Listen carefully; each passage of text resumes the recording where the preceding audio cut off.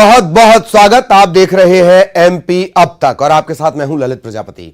सबसे पहले अच्छी खबर, बड़ी खबर और सबसे बड़ी बात न्यूज 18 की खबर के असर की हम कर रहे हैं। सुकून देने वाली यह खबर है।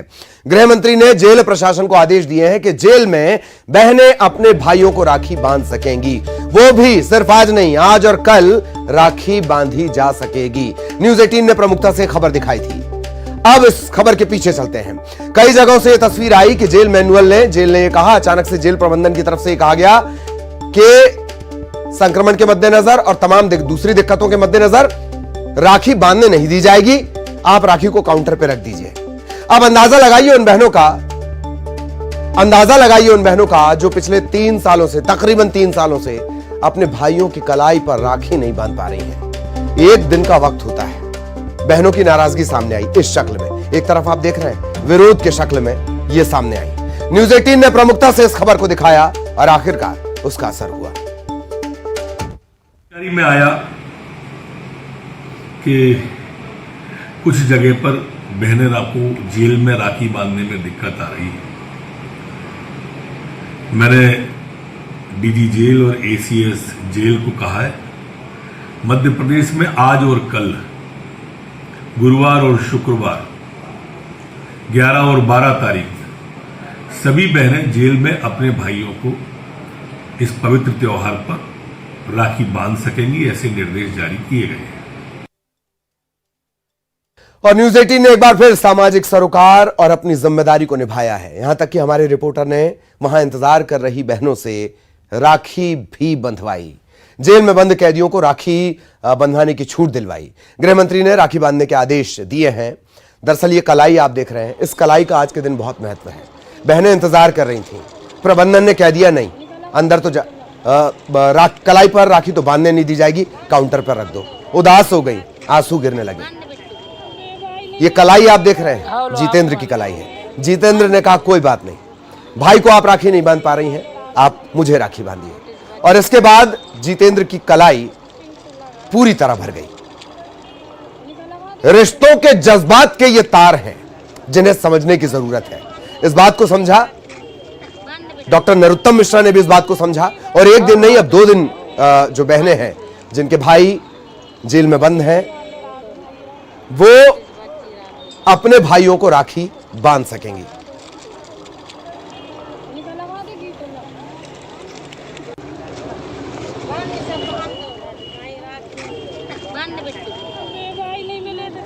सामाजिक सरोकार, ये जो आंसू है, ये खुशी के आंसू है, जज्बात के आंसू है, रिश्तों के आंसू है।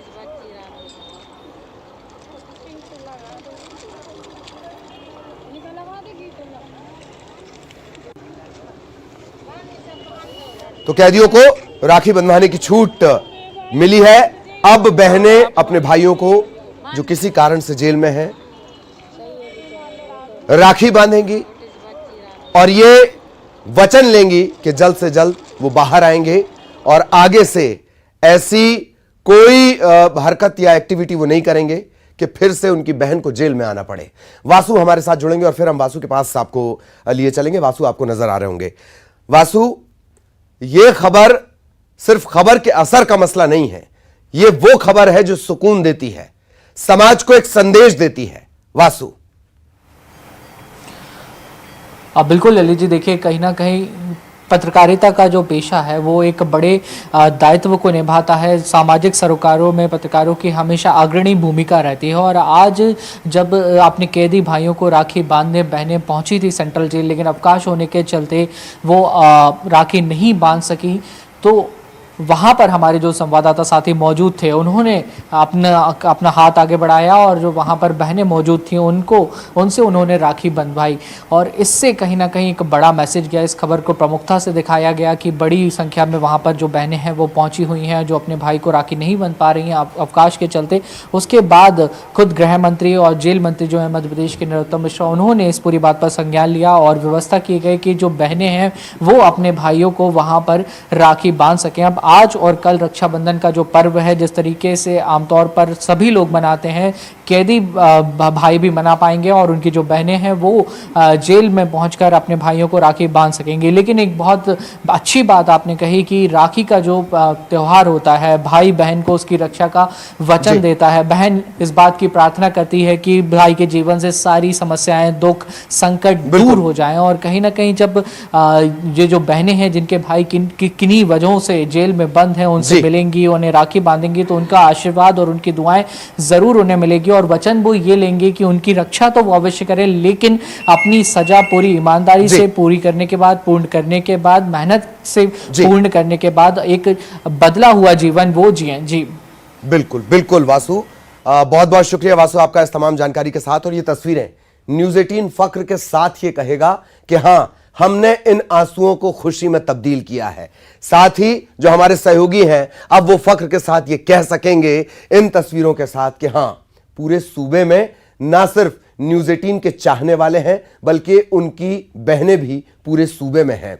तो ये खबर का असर, बड़ा असर। और आप यकीन जानिए 2-3 साल अगर आप अपने भाई से ना मिल पाएं और उसके बाद पता चले कि नहीं, कलाई पे राखी नहीं बन सकती, उस तकलीफ का अंदाजा कोई नहीं लगा सकता। अगली खबर, मिशन 2023 के लिए कांग्रेस ने पूरी ताकत झोंक दी है। पीसीसी चीफ कमलनाथ ने संगठन में बड़े बदलाव किए हैं और बड़े बदलाव यह है कि 52 जिलों में उन्होंने प्रभारियों की नियुक्ति कर दी है।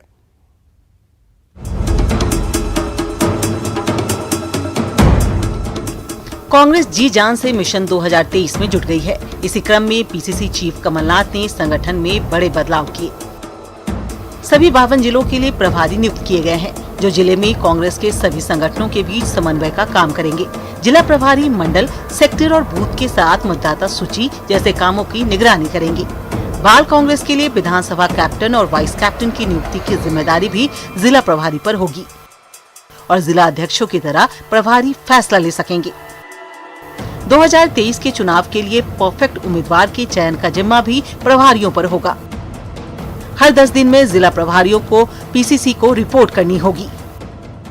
जो प्रभार क्षेत्र के लोग हैं उनको प्रवास करने का निर्देश दिया जा रहा है। वो लगातार प्रवास करेंगे और उसकी जानकारियां अध्यक्ष जी को निरंतर दी जाएंगी। वहीं कांग्रेस की इस कवायद पर बीजेपी ने तंज कसा है। बीजेपी का कहना है कि कांग्रेस कुछ भी कर ले, विधानसभा चुनाव में उसे कोई लाभ नहीं मिलेगा। कांग्रेस तैयारियों के मामले में बीजेपी से बहुत पीछे है। श्रीमान कमलनाथ जी कोई भी प्रयास कर लें, प्रभारी बना लें या तमाम प्रकार के दूसरे पाखंड टोटके कर लें, लेकिन उससे होने जाने वाला कुछ नहीं है। मिशन 2023 में दोनों पार्टियां बीजेपी और कांग्रेस ने अपनी पूरी ताकत लगा दी है। कांग्रेस के संगठन बदलाव का चुनाव पर कितना असर पड़ेगा और इससे कांग्रेस को कितना फायदा होगा, ये तो आने वाला वक्त ही बताएगा।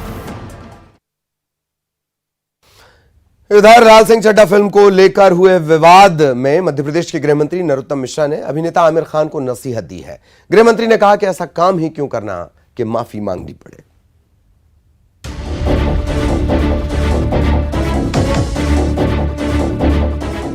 आमिर खान की बहुप्रतीक्षित फिल्म लाल सिंह चड्ढा को लेकर कई दिनों से विवाद छिड़ा है। इंटरनेट पर लोगों के द्वारा लाल सिंह चड्ढा का बहिष्कार करने की अपील चल रही है। इससे दुखी आमिर खान का हाल ही में यह बयान सामने आया कि अतीत में उनकी किसी बात या काम से किसी को भी दुख पहुंचा हो तो कृपया माफ कर दें। अब इस मामले में प्रदेश के गृह मंत्री डॉक्टर नरोत्तम मिश्रा की भी प्रतिक्रिया सामने आई है। उन्होंने आमिर खान पर तंज कसते हुए कहा कि आखिर ऐसी फिल्में बनाते ही क्यों हैं कि बाद में माफी मांगनी पड़े। नरोत्तम मिश्रा ने कहा है कि कुछ फिल्म कलाकार, निर्माता, निर्देशक धर्म विशेष को सॉफ्ट टारगेट बनाते हैं। मेरा तो आमिर खान जी सहित बाकी जो भी कलाकार हैं उन सबसे, निर्माता, निर्देशक हैं, उन सबसे एक निवेदन है कि माफी मांगने जैसी स्थिति क्यों बनती है।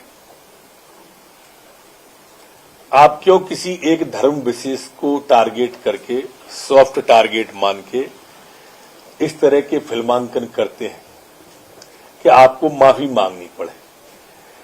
हमेशा इस बात का ध्यान रखना चाहिए किसी धर्म विशेष के प्रति उपहास की विषय वस्तु भविष्य में दूर दूर तक न आए और इसके बारे में निर्माता, निर्देशक और आमिर खान जैसे लोग गंभीरता से विचार करें। इस मामले पर कांग्रेस का कहना है कि कोई भी फिल्म ऐसी नहीं बनाए जिससे कि धार्मिक भावना को ठेस पहुंचती हो। सेंसर बोर्ड को ऐसी फिल्मों पर खास ध्यान देना चाहिए ताकि इस तरह की फिल्में न बन सकें। फिल्म लाल सिंह चड्ढा को लेकर जहां गृह मंत्री नरोत्तम मिश्रा ने अभिनेता आमिर खान को नसीहत दी है, तो वहीं कांग्रेस ने सेंसर बोर्ड की भूमिका पर सवाल उठाए हैं। इधर ग्वालियर में नगर निगम के सभापति के चुनाव के दौरान कांग्रेस पार्षदों ने क्रॉस वोटिंग की। इसकी शिकायत पीसीसी तक पहुंची है।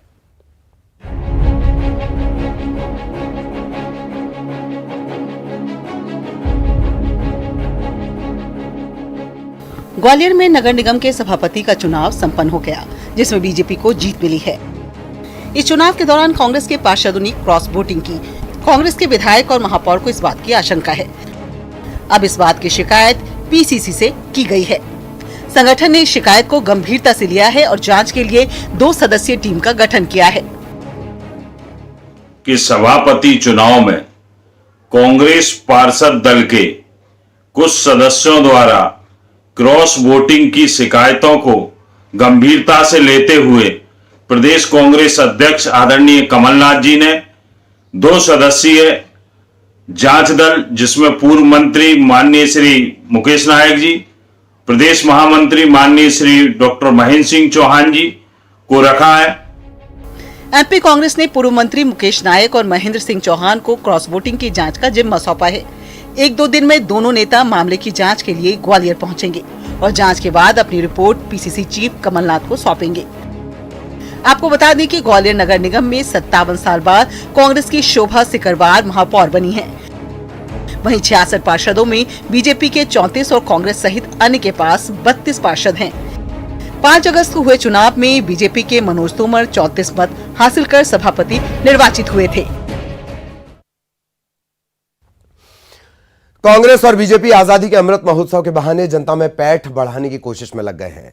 इंदौर में 14 अगस्त को कांग्रेस जहां पदयात्रा के माध्यम से जनता के बीच जाएगी, वहीं बीजेपी बोलता तिरंगा कार्यक्रम के जरिए लोगों को जोड़ने का अभियान चलाएगी। कांग्रेस की पदयात्रा में शामिल होने मध्य प्रदेश विधानसभा में नेता प्रतिपक्ष गोविंद सिंह आ रहे हैं।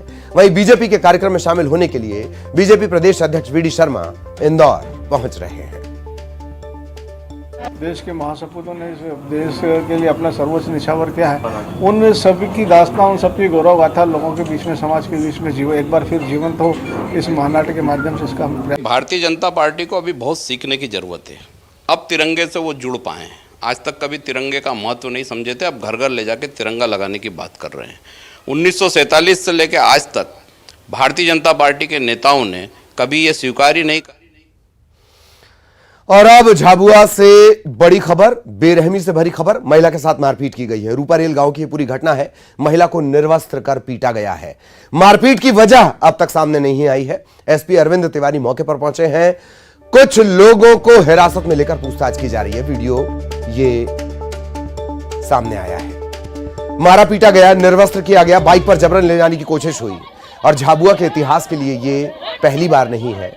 झाबुआ और उसके आसपास के इलाकों में इसी तरह से न्याय किया जाता है। महिला की इच्छा मायने नहीं रखती। इसी तरह से न्याय की तस्वीरें झाबुआ में आती रहती हैं।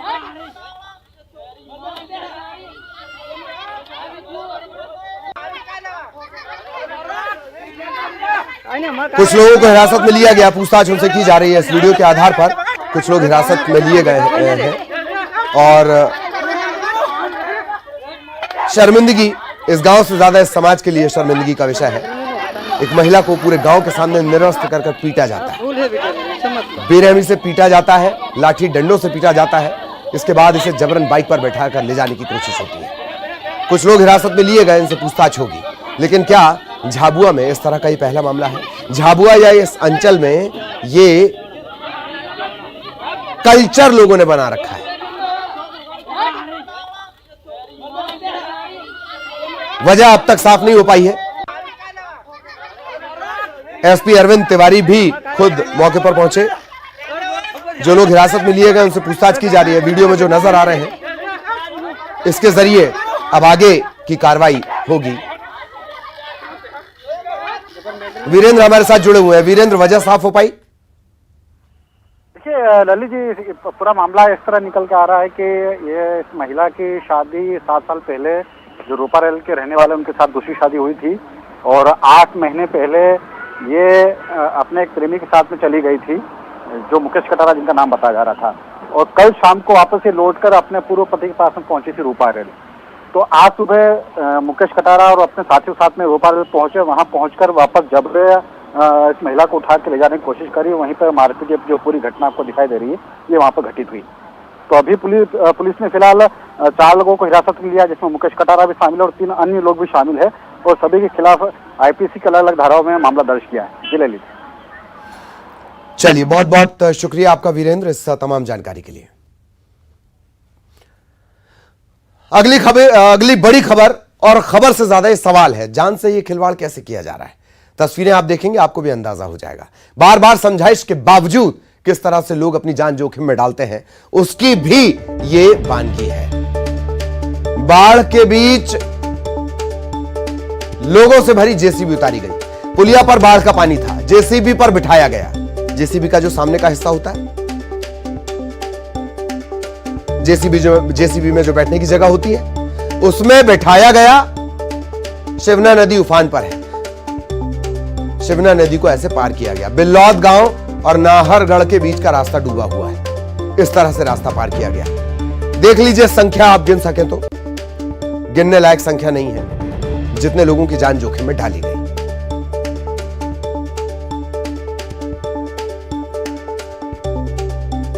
मंदसौर की ये तस्वीरें हैं। शिवना नदी उफान पर है। सहयोगी नरेंद्र इस वक्त हमारे साथ जुड़े हुए हैं। नरेंद्र, क्या कुछ अपडेट इस तस्वीर के मामले को लेकर, और कितने लोगों की जान ये जोखिम में डाली गई?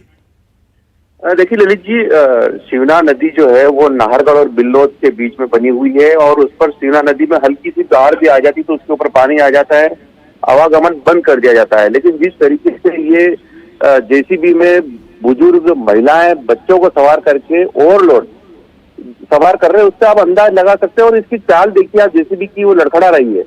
बड़ी दुर्घटना यहाँ पे घट सकती है। और 1 किलोमीटर दूर यहाँ से पुलिस थाना है। पुलिस थाने वाले क्या कर रहे हैं, यहाँ पर बड़े हादसे हो चुके हैं। ललित जी, मैं आपको बताना चाहूंगा कि शिवना नदी में कई लोगों की इस तरह से रिस्क लेकर के नदी पार करने में दुर्घटना हो सकी, जान जा चुकी है। उसके बावजूद इस तरह से लोग नदी पार कर रहे हैं और जान जोखिम में डाल रहे हैं।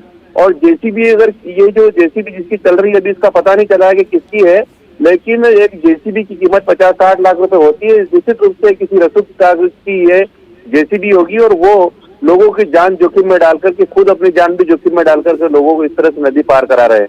तो एक बड़ा मामला है, प्रशासन को तुरंत संज्ञान में लेना चाहिए और उस पर कार्रवाई करना चाहिए। बिल्कुल बिल्कुल, बहुत बहुत शुक्रिया नरेंद्र इस तमाम जानकारी के लिए। सहयोगी नरेंद्र विस्तार से जानकारी दे रहे हैं।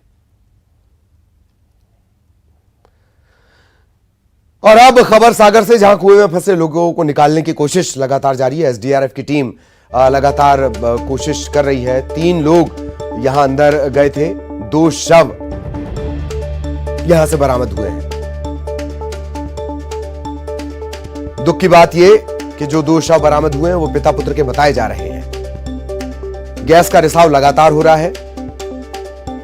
मोटर उतारने के लिए ये तीनों लोग नीचे गए थे और उसके बाद बेहोश हो गए। एसडीआरएफ की टीम को इत्तला दी गई। एसडीआरएफ की टीम रेस्क्यू तेजी से नहीं कर पा रही है।